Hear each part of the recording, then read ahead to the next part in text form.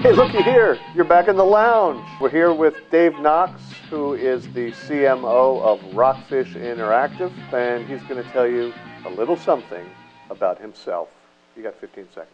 I'm a Chief Marketing Officer of Rockfish. I joined after 8 years at Procter & Gamble, leading our digital business strategy. I'm also the co-founder of The Brandery, which is a seed stage venture accelerator in Cincinnati, Ohio. Okay, so you did very good. You got 4 seconds to spare. Procter & Gamble.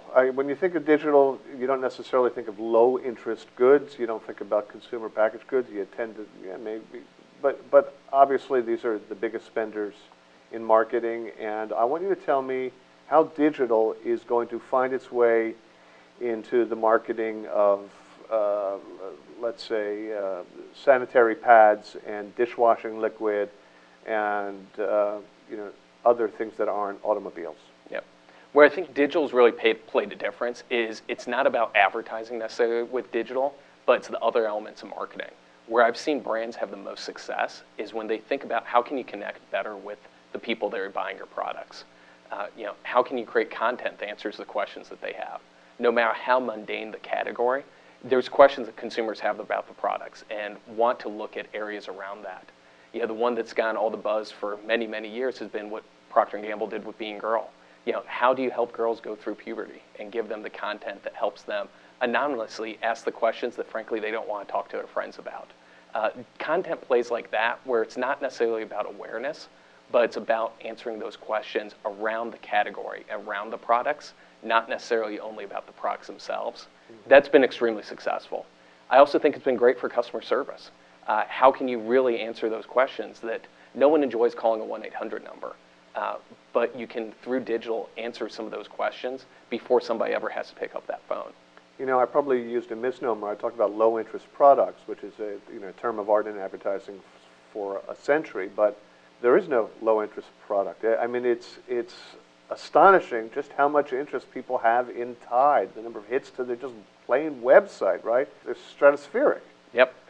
Because it's really about answering problems that people have around products. Yes, Tide's a laundry detergent, but what Tide really is about getting stains out of your clothing, protecting something that was an expensive purchase. That if you spend $100 on a dress and you got wine on it at a party, Tide is a very, very high involvement product all of a sudden because you're trying to save that favorite dress of yours.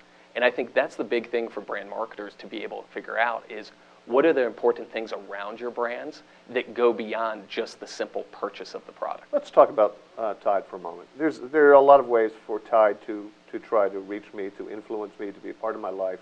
One of them, obviously, is just advertising. And maybe the Tide logo might be the only banner ad that really works, because it just reminds you that this ubiquitous product is out there. There's rich media, there's social. You can build a community around all sorts of things that are related to cleaning your clothes and so forth.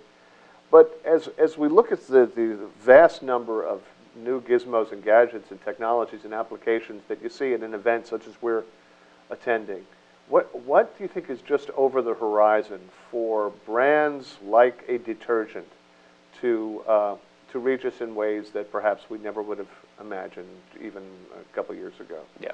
Yeah, I think there's a couple things come to mind. For me, one of the biggest is how can you stop having just one-to-many conversations, which aren't really conversations, it's just shouting.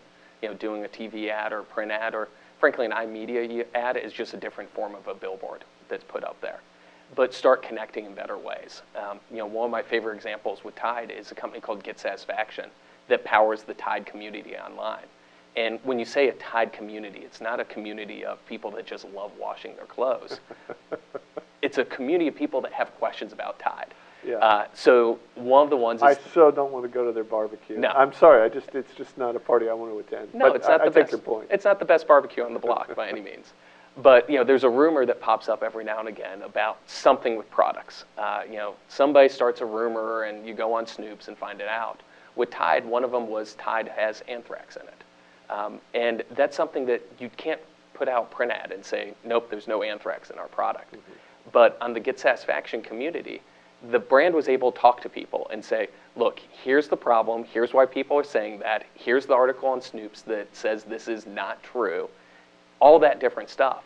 And what ends up resulting is if you type Tide anthrax, if you're a housewife that hears about this from Betty at the PTA and you need to go find out about it, the #1 Google result now is on the Tide community page that's powered by Get Satisfaction. That's a tremendous value whenever rumors pop up, to be able to have that answer in that direct communication. They had the same thing a few years ago when they were discontinuing a product. And that's a tough thing when somebody discontinues a product somebody else loves. And they were able to have a communication with people and say, here's why we're doing it, here's where you can still find the products, here's the situation. And people thanked them. And they said, you know what, we don't really necessarily want you to solve the problem and bring the product back. We just want to know you were listening when we said we were upset that you're making this decision.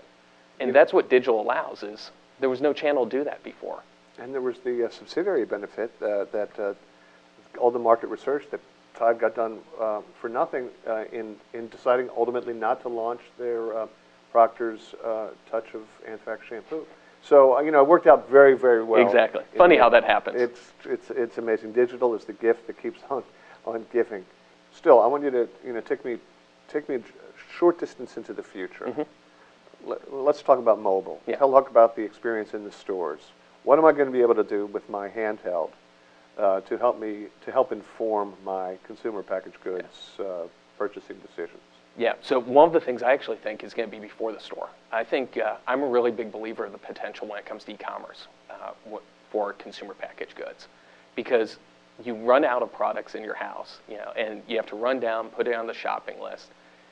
I love the ability that, I run out of dog food. The last thing I have to remember in my day is, ran out of dog food this morning when I was, feeding, and now I have to pick it up on my way home, or else I'm going to be in trouble with the wife. And mobile gives that ability to be able to, okay, I've always got that phone in my pocket, pretty much every hour of the day. Ran out of dog food, click a button, and I can reorder it. And it can, either be waiting for me at the store when I get there, along with the other products I was supposed to pick up, or it can arrive the next day. I think there's a real power that everybody's always dismissed e-commerce as, well, you can't ship a 40-pound bag of dog food, and you can't do this, and you can't do that. But if I can think of any product that I'm going to be using on a regular basis, and I want to arrive on a regular basis, it's probably most of the consumer packaged goods out there. Okay, but dude, you better make sure this is a utility for me, because Yeah.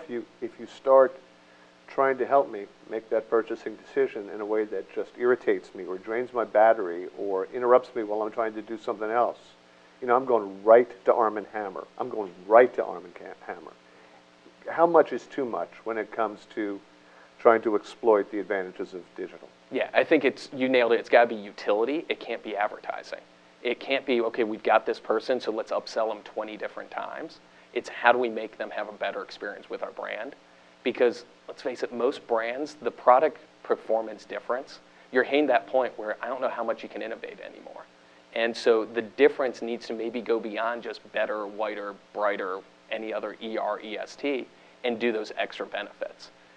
You look at something like Nike Plus, it's not about a better running shoe, but it's about making a better running experience for me as a runner. What's that equivalent with consumer packaged goods? And that's what's that next radar, is trying to figure out how do we do that? Okay, it's not about whiter clothes, but maybe there's something else. So that's so obvious to you, and it's so obvious to me, and yet you are sitting with clients and prospective clients. What do they imagine that digital is going to permit them to do, and how much do you have to hold them off before they just go on with the full-on barrage, the full-on assault that actually does damage to their brand instead of the opposite? Yeah, so I think there's two things with that one. The first is that when we look at advertising over the last 20, 25 years, it was all tools that, frankly, we all used in our day-to-day life. If you were a marketer creating a print ad or a TV ad or a billboard, you saw that in your everyday.